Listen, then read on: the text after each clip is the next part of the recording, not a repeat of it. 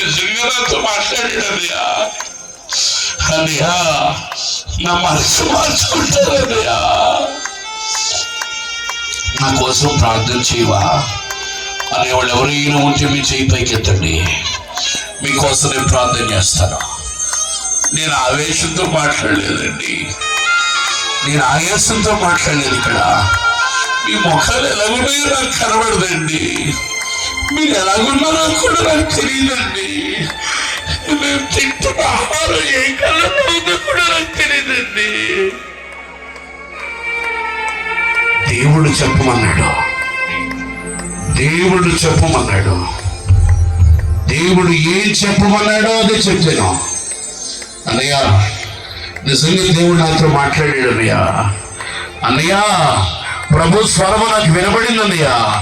అన్నయ్య నా కోసం ప్రార్థన చేయననే వాడివి చెయ్యొద్దండి, నా కోసం ప్రార్థన చేయననే వాడివి చెయ్యొద్దండి. ఓ రాబా షంబారాబా కరాబా అనూష, నా చెల్లి అనూష, దేవుడు తన శక్తిని నీ మీదకు పంపుతున్నాడు. దేవుడిని ప్రేమిస్తున్నాడు.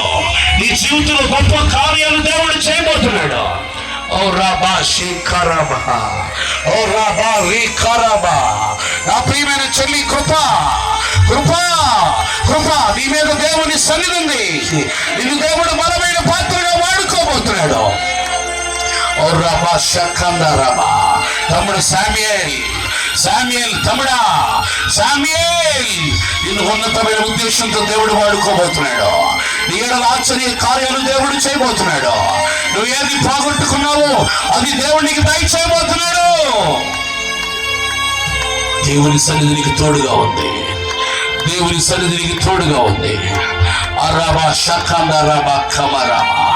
శాంతి ప్రియ చెల్లి, శాంతి ప్రియ, శాంతి ప్రియ, నువ్వు ఉన్నతమైన దైవ జనరాలుగా మారబోతున్నావు. నువ్వు ఉన్నతమైన దైవ జనరాలుగా మారబోతున్నావు. నీ సరిహద్దులు దేవుడు విశాలపరచబోతున్నాడు. నీ సరిహద్దులు దేవుడు విశాలపరచబోతున్నాడు. హల్లెలూయా.